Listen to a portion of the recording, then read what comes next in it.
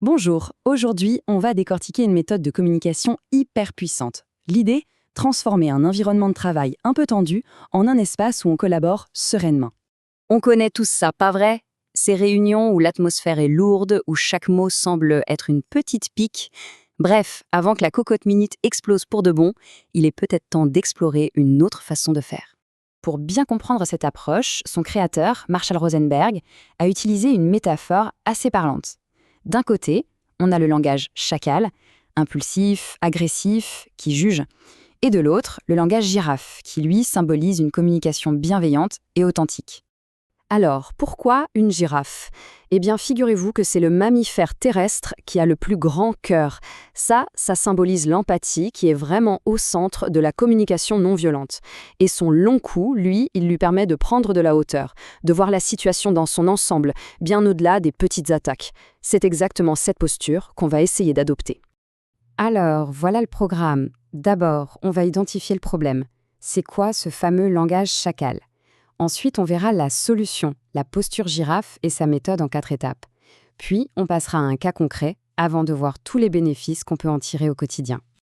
Allez, on commence par le vif du sujet, ces petites phrases qui, l'air de rien, empoisonnent nos relations au boulot. De vrais scuds-verbaux en fait.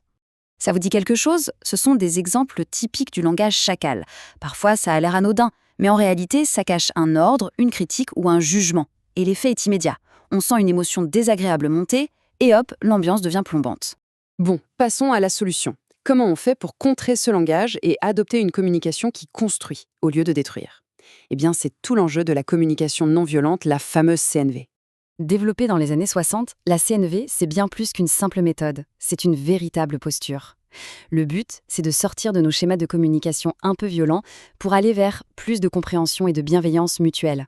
La CNV, ça repose sur un processus qui est à la fois simple et très puissant en 4 étapes.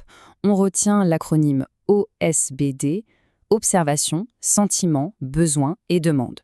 Chacune de ces étapes est une clé. Une clé pour passer d'une réaction à chaud à une réponse réfléchie et constructive. Allez, on va les explorer une par une. La toute première étape, c'est l'observation. Là, l'idée, c'est de décrire ce qui s'est passé de la manière la plus objective possible.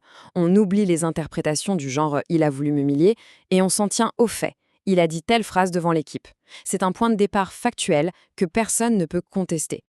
Ensuite, les sentiments. Le point crucial ici, c'est vraiment de prendre la responsabilité de ce qu'on ressent. On ne dit pas « tu m'énerves », mais plutôt « je me sens énervé ». On utilise le « je » pour parler de son monde intérieur sans pointer l'autre du doigt. Et là, la nuance est super importante. Dire « je me sens un peu agacé », ce n'est pas du tout la même chose que « je suis en rage ». Avoir un vocabulaire émotionnel riche, ça nous permet d'être beaucoup plus précis, plus authentique, et ça aide l'autre à mieux comprendre ce qui se passe pour nous. Troisième étape, les besoins. Il faut voir une émotion désagréable comme un signal d'alarme. Elle nous dit qu'un de nos besoins fondamentaux n'est pas comblé. Est-ce qu'on a besoin de reconnaissance, de sécurité, de collaboration? Identifier ce besoin, c'est vraiment la clé pour comprendre la racine du conflit. Et, pour finir, la demande. Attention, ce n'est pas une exigence déguisée, c'est une proposition, une invitation au dialogue, claire et ouverte. Et pour que ça fonctionne, il faut qu'elle soit positive, on dit ce qu'on aimerait parce qu'on ne veut plus, et surtout, il faut qu'elle laisse à l'autre la possibilité de dire non ou de négocier.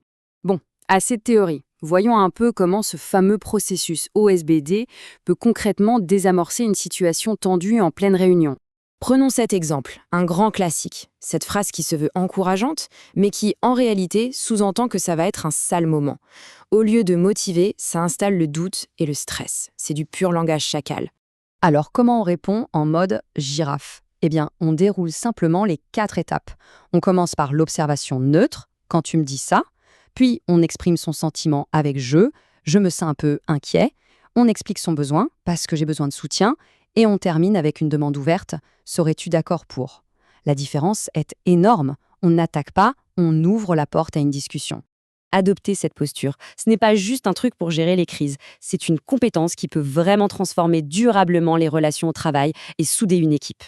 Les bénéfices sont multiples, vraiment. Quand les gens se parlent avec respect et s'écoutent, la confiance s'installe. Ça libère la parole, ça encourage l'innovation, ça permet de régler les problèmes à la source et au final, ça donne envie de s'investir. Et bien sûr, la performance de l'équipe suit. Ce qu'il faut vraiment retenir, c'est que l'ACNV n'est pas juste un pansement à mettre sur un conflit. C'est un véritable art de vivre au travail, une approche proactive qui empêche les tensions de s'installer en premier lieu.